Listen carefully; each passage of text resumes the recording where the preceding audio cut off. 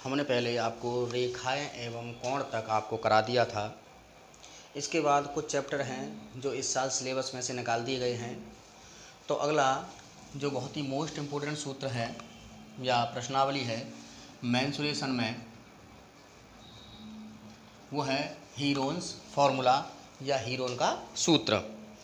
तो इसके लिए सबसे पहली कक्षाओं में आप पढ़ चुके हैं आयत, वर्ग, समांतर चतुर्भुज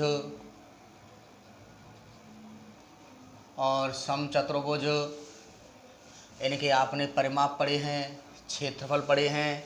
आयत का क्षेत्रफल लंबाई गुणा चौड़ाई, वर्ग का क्षेत्रफल भुजा गुणा भुजा, समांतर चतुर्भुज का, समचतुर्भुज का, इसके साथ साथ समलंब का, और त्रिभुजों के बारे में भी आप पढ़ चुके हैं।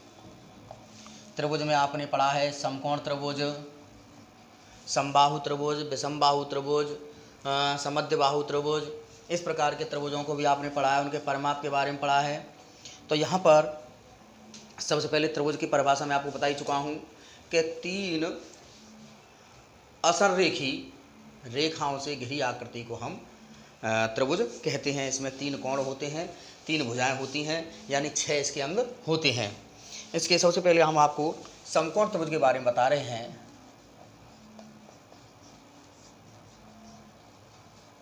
समकोण त्रिभुज क्या होता है? समकोण त्रिभुज है कि एक ऐसा त्रिभुज जिसमें कि एक कोण 90 अंश का अवश्य होता है, उसे हम कहेंगे समकोण त्रिभुज। केवल एक ही कोण होगा, दो कोण नहीं हो सकते हैं। अगर हमने ये ABC मान लिया है तो यहाँ पर B बिंदु पर कोण कितना है? 90 अंश का है। अच्छा, जो नीचे वाली भुजा होती है, बेस होता है, उसको बोलते हैं हम आधार, और ये जो खड़ी भुजा है इसको बोलते हैं हम लंब, और ये जो है इसको बोलते हैं हम कर्ण।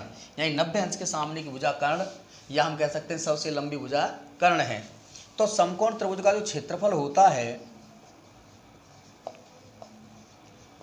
पहले आप पढ़ चुके हैं 1/2 आधार गुणा लंब।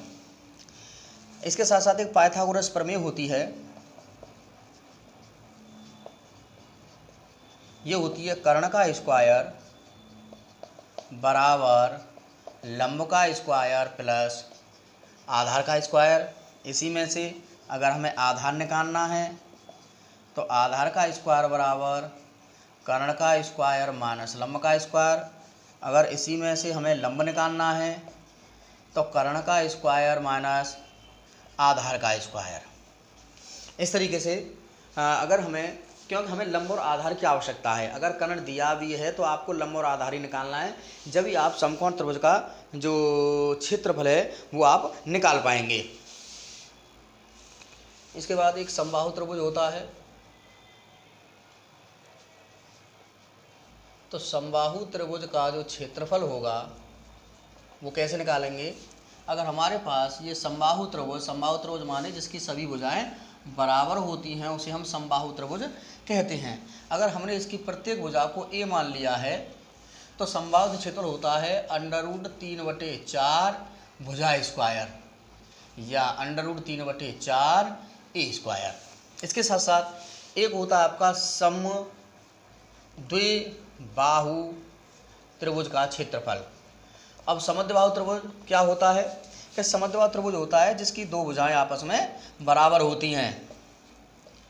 दो भुजा हमने बराबर हैं, इसमें हमने AB और जो AC है ये दो भुजा हमने बराबर मान ली हैं। बराबर भुजा की माप है B और ये जो आधार है इसका ये क्या है? A है। तो उस कंडीशन में जो सूत्र होता है A√4B² माइनस A²/4, यानी इसमें जो प्रत्येक बराबर भुजा है वो B है और जो असमान भुजा है वो A है। उस कंडीशन में सूत्र होता है 4B² माइनस A²/4। हमारे आता है हीरोन्स का सूत्र। हीरोन्स सूत्र क्या है कि अब तक हमने जो समकोण त्रिभुज है या समद्विबाहु है या समबाहु है, इनके लिए हमें अलग अलग सूत्र याद करने पड़ेंगे। लेकिन अगर हम हीरोन्स का फॉर्मूला याद कर लेते हैं तो उससे आपके सारे के सारे त्रिभुजों के क्षेत्रफल निकल के आ जाएंगे। आपको फिर सेपरेट सूत्र याद करने की आवश्यकता नहीं है। तो हीरोज फॉर्मूला होता क्या है इसको समझते हैं। ये आपका ए बी सी और ये ए और ये बी और ये सी में पहले बता चुका हूँ कि बड़ी जो होते हैं वो कोण होते हैं और छोटे जो अल्फ़ाबेट हैं वो आपके भुजाएं होती हैं।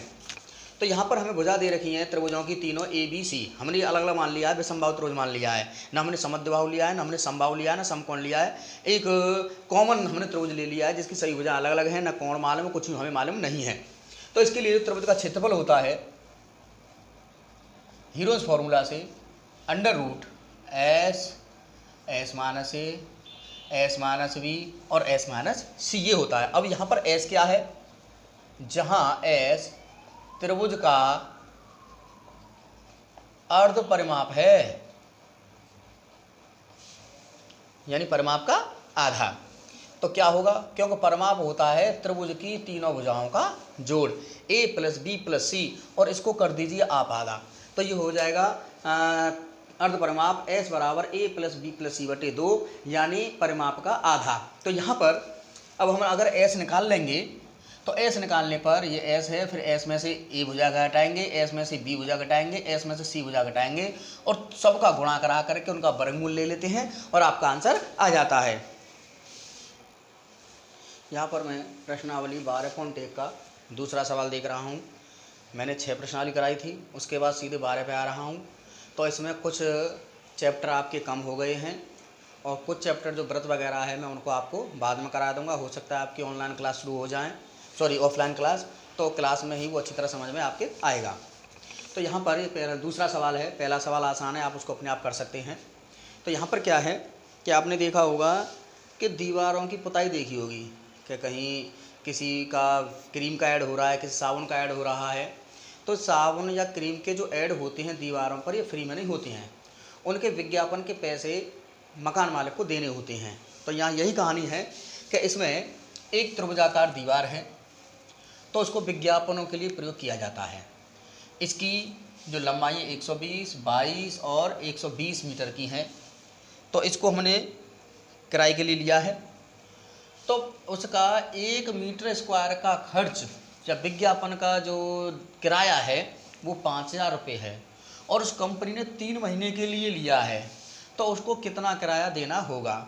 तो यहाँ पर आपको दिखाई दे रहा है ये प्रति मीटर स्क्वायर है, तो इसका मतलब हमें उसका क्षेत्रफल निकालना पड़ेगा। तो हम उसका क्षेत्रफल निकालें पहले किसी भी तरीके से।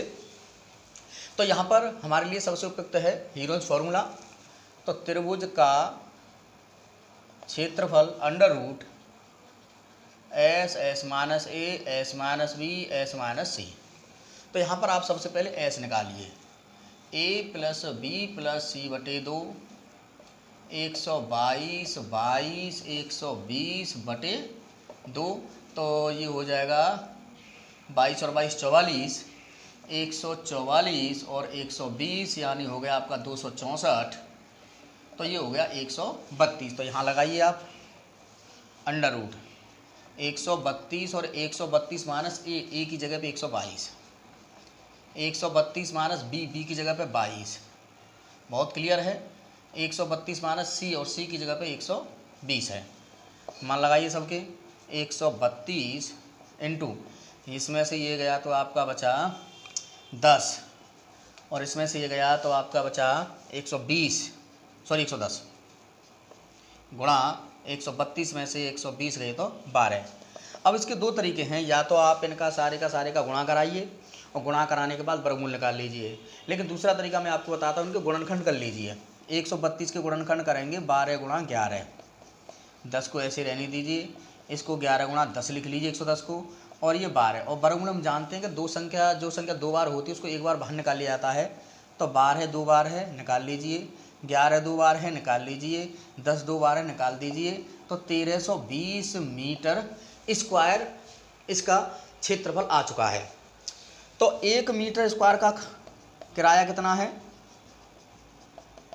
5000 रुपये, और 1320 मीटर स्क्वायर का किराया कितना है, गुणा कराएंगे 5000 गुणा 1320, 1 2 3 4 5 दूनी 10 और 3 पंजे 15 इतने रुपए, यानी ये हो गया इकाई, दहाई, सैकड़ा, हज़ार, 10,000, लाख, 10 लाख, 66 लाख रुपए का खर्चा आएगा 1 साल का। ये कितना है? 1 साल का। लेकिन हमें कितने का पूछा है? 3 महीने का। यानी हम कह सकते हैं कि 12 माह का किराया 66 लाख। 1 माह का किराया, या सीधे 3 माह का लिख दीजिए। 3 माह का किराया 66 लाख बटे 12 गुणा 3, 3 से ये 4 बार कट जाएगा, 4 का भाग कराएंगे, 4 एकन 4, बच गए 2, 4 छिंग 24, 4 पंजे 20,